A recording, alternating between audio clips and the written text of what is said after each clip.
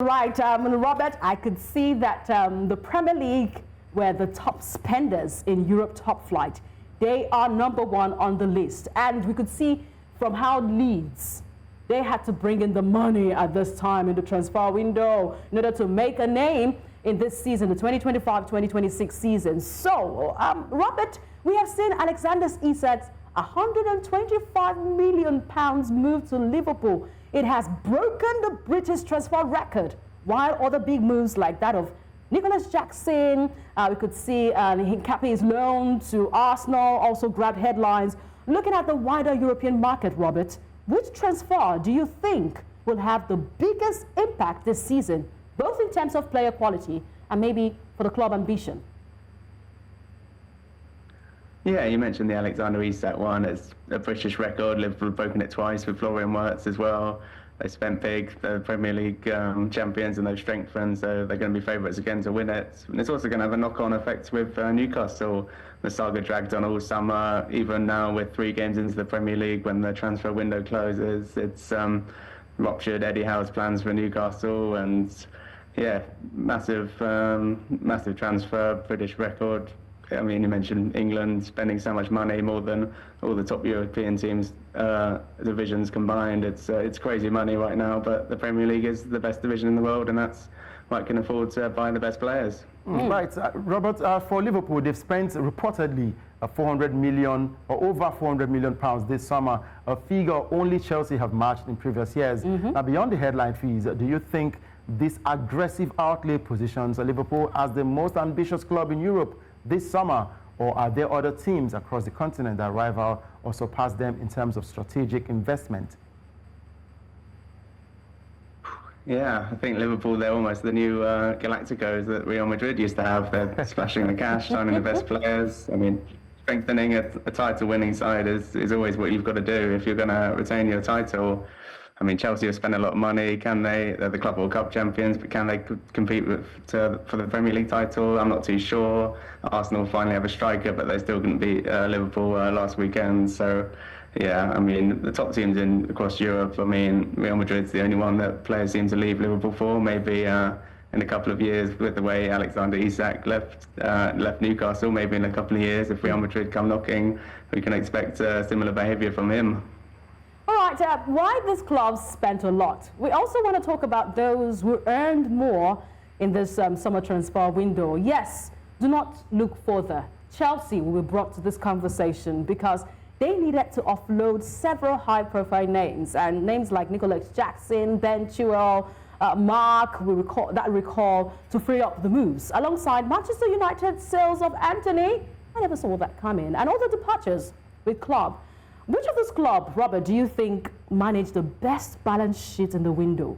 Let's generate the most income to keep them competitive. Yes, of course, in this 2025-2026 season, you could see the lineup, the top 5 at that point, where Chelsea, Bournemouth, Bayern Leverkusen, atop across Europe, Liverpool, Newcastle being the top earners, those who got more into their bank account. So which of these clubs, of course, you think had the most impactful sales?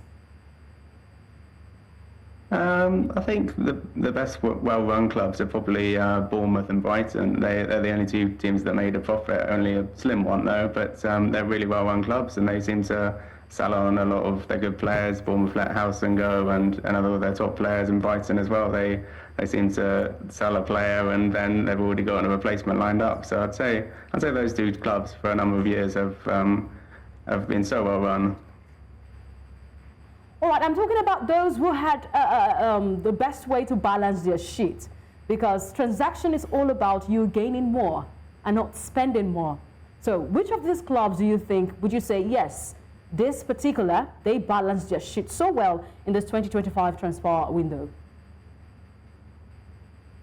Again, Brighton and Bournemouth. I think Brighton, Brentford had a profit of only, well, maybe 0.2 million, and Brighton as well. They made a profit of maybe even 30 million. So I'd say those 2 clubs. Okay. You know, Robert, I like to talk about pressure. Now, on the income earned and spent, Liverpool and Arsenal have over 200 million net spend. Mm. Do you think these two clubs will be in trouble with the financial fair play? Because till date, we've still not heard any verdict for Manchester City. Now we have Liverpool and Arsenal, who have spent way above what they, rather they've spent more than they earned this season. Yes, I mean, that's always an interesting one, and the finances, it does get very complicated, and with the Premier League's profit and sustainability regulations, it is over a 3-year period. I mean, Liverpool barely spent anything last year, and I guess they just won't be able to have another summer like this where they're spending drastically. Yeah, so we'll find out. I mean, Man City's case as well, that's dragged on, and even when clubs get in trouble, they seem to recruit the best lawyers and find a way to get out of the trouble that they're in.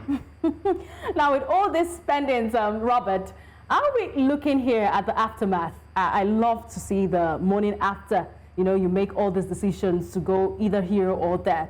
But after this blockbuster spending, Robert, particularly in the Premier League, because they are the top, they made more and also earned more in this transfer window. Which club now boasts the most expensive, or maybe can we say the highest value squad in Europe? Robert, which would you say? The highest value? I'd probably say, well, it's going to be all the top teams, really. I mean, maybe Liverpool, especially the highest value with the signings that they've made, but Chelsea as well. They've put players on really long contracts, which definitely adds value to them as well. So, yeah, all the top teams, really, especially the ones with the younger players that they can sell on for more money on longer contracts. You know, again, you look at the screen right now, you can see Man United at bottom of the table when it comes to cost. Where would they be? Cost Where versus value. And in the EPL, they're still not doing so greatly in that one. But again, with the clubs that we've seen with the high spending this transfer, do you think that squad value will directly translate into dominance on the pitch? Or could it be another feisty one for this? Because years ago, Arsene Wenger, when he was my manager of Arsenal, he said, you shouldn't use money to buy trophies. Now Pep Guardiola came in with Manchester City. He was thought that he used money to win the EPL. The same applied to Jose Mourinho, also winning the title with Chelsea, and of course Tottenham Hotspur when he went. He didn't, although he didn't win anything with Tottenham, but he spent money. So do you think this would directly translate into dominance on the football pitch? Yes, I do, to an extent. I mean, Liverpool have spent big on an already title-winning squad. I mean, when Chelsea won the league in the early 2000s, that was when Abramovich had taken over, and they had lots of money that they could spend. The same with Manchester City when they got their money in the 2010s. There's only been really one fairy tale with Leicester winning it in 2016. Apart from that, it's usually the teams that have spent a lot. But you do have to spend your money wisely. Of course, Man United have spent quite a lot recently, but they're still a really struggling team. So. Okay, let me take this one. Like clubs like Tottenham, Arsenal, Chelsea, Liverpool, Manchester United, and Manchester City, will the pressure on their managers, like will they have pressure on the managers to deliver because they've spent a whole lot this summer? In your view, what should be considered as success this season for each of these clubs that have spent so much? Because five of them cannot win the EPL title. 5 of them cannot win the UEFA Champions League. So what would you tag as success for these clubs that have spent big this summer? I'd say for Liverpool, it will be winning the title. Arsenal, maybe they'll look to be going second place again. The Spurs, it's going to be difficult with the new manager Thomas Frank coming in, but he's had a good start, and so we'll see with Spurs. Chelsea as well, they've spent a lot, so they should be up there, but yeah, I'm not sure they've got what it takes to knock Liverpool off their perch right now. Thank you so much, Robert Wheeler. You just gave me grace. And that's good. We appreciate your thoughts, your breakdown here of the aftermath of the 2025 summer transfer window. We appreciate it. Thank you so much. Thanks for having me on the show again. Thank you. It's time to feast on Udoka and Joko. You shouldn't have even mentioned that Arsene Wenger did say that you shouldn't buy trophies with money. After he left, what trophy have you gotten? Wow. You should start using money, you know. Arsenal won the FA Cup. Oh, well, what is the FA Cup? But again, you know, I think it's the trend and the times that we are in right now, because you get to see, back in the day, you would never buy a Seedorf a top player for huge amounts of money. But again, the times that we are in now, you hear defenders costing over 100 million and strikers costing over 200 million. So it is crazy transfer window, but we have to deal with it and enjoy the best of football. Yes, we did see that thrills there from the 2025 summer transfer window. The women were not left out, and Nigerian women were not left out too. Just coming up from winning the Women's African Cup of Nations, we could boast that transfers were also made for our girls. The likes of Chiamaka Nnadozie, she moved from, of course, Paris FC down to Brighton and Hove Albion women. Yes, proud goalkeeper of the year, proud goalkeeper on the African soil, proud 10th time African champion. Yes, you can see she's the WAFCON champion there. She moved from Paris down to England, joining up with the Brighton and Hove Albion women. And captain of the women's team, the Super Falcons, Rashidat Ajibade, also made a move from Atletico Madrid after being a free transfer. It was a free transfer. She's an agent, free transfer agent, down to Paris Saint-Germain, joining her compatriot Jennifer Echegini. So ladies also were in the conversation. Definitely. Ajibade moving over to France, and for Nnadozie moving to Brighton, it is a bright thing to do. And she's bright after that, joining the Brighton side. Definitely. Looking forward to watching her she's on the bright in side. the WSL, and I'm sure she'll do greatly in that one. Yes, I'm hoping that from here she moves to bigger, broader clubs. There are rumors around Asisato Shwala, but we will keep a tab on her move from the United States, that if she would make that move. But sure, you'll hear that update from NC in the Game. All right.